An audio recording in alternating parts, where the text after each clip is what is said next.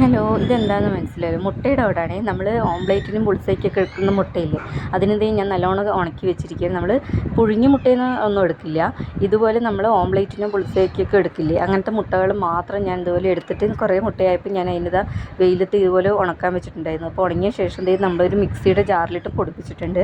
അപ്പോൾ നമ്മളൊരു അരിപ്പൊടിയുടെ ഒരു ഇതിലാണ് വരുന്നത് കണ്ടില്ല, നല്ല പൊടിയുണ്ട്, നല്ല തരിയായിട്ട് പൊടിപ്പിച്ചിട്ടുണ്ട്. അപ്പോൾ ഇത് നമ്മൾ അങ്ങനെ നമ്മുടെ ചെടികളുടെ കടക്കിലിട്ട് കൊടുത്ത് നല്ലൊരു മരുന്നാണ് ഇത്. ഞാൻ യൂട്യൂബിൽ നിന്നാണ് കണ്ടത്. അതുപോലെ തന്നെ നമ്മുടെ ഒരു നൈബറും എനിക്ക് പറഞ്ഞു തന്നിട്ടുണ്ടായിരുന്നു. അപ്പോൾ ഈ ഒരു ഏകദേശം 1 സ്പൂണിൻ്റെ അടുത്ത് നമ്മൾ ഇതുപോലെ ചെടിയിൽ ഇട്ടിട്ടുള്ളത്, ഈ ഒരു മുളക് തൈലാണ് ഇടുന്നത്. അതുപോലെ നമ്മൾ ബാക്കിയുള്ള ചെടികൾക്കെല്ലാം ഇട്ട് കൊടുക്കുക. നേരത്തേക്ക് ഞാൻ മുട്ടയുടെ ഓട് നമ്മൾ ഈ മുട്ട പൊച്ചിൻ്റെ ഓട് തനിയെ അങ്ങനെ ചെടിയുടെ ചുവട്ടിലിടും. പക്ഷെ അത് ദ്രവിച്ചു പോകില്ല, അങ്ങനെ കിടക്കും, അങ്ങനെ ഓട് വിളവിളയെന്ന് കിടക്കും.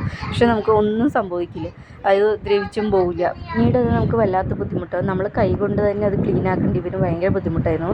അപ്പോഴാണ് എനിക്കൊരു നൈബർ പറഞ്ഞു തന്നതാണ് ഇതുപോലെ എങ്ങനെ ചെയ്താൽ മുട്ടയുടെ ഓട് നമ്മളിതുപോലെ നല്ലോണം ഉണക്കിയിട്ട് ഇതുപോലെ പൊടിപ്പിച്ച് നമ്മൾ ചെടിയുടെ കടക്കിൽ ഇട്ട് കൊടുത്താൽ നല്ലതാണെന്ന് പറഞ്ഞു. അതുപോലെ തന്നെ ഞാൻ യൂട്യൂബിലും കണ്ടിട്ടുണ്ടായിരുന്നു. അപ്പോൾ ഇത് മിക്ക ആളുകൾക്ക് അറിയായിരിക്കും. അപ്പോൾ ഇത് ഞാൻ ഇങ്ങനെ ഞാൻ വളം ഇട്ട് കൊടുക്കുന്ന സമയത്ത് ഞാനിങ്ങനെ എന്നാൽ പിന്നെ നിങ്ങൾക്കും കൂടി ഷെയർ ആക്കാൻ വേണ്ടിയിട്ട് ഇട്ടതാണ്. അപ്പം അതിലിതേ ആവശ്യത്തിനുള്ള വെള്ളമെല്ലാം ഒഴിച്ചു കൊടുക്കുന്നത് കണ്ടില്ല, പുതിന ചെടിയൊക്കെ നല്ല ഉഷാറായിട്ട് വന്നിരിക്കുന്നത്. അപ്പം ഞാൻ ഇടയ്ക്കിടയ്ക്ക് ഇതുപോലെ ചെയ്യാറുണ്ട്.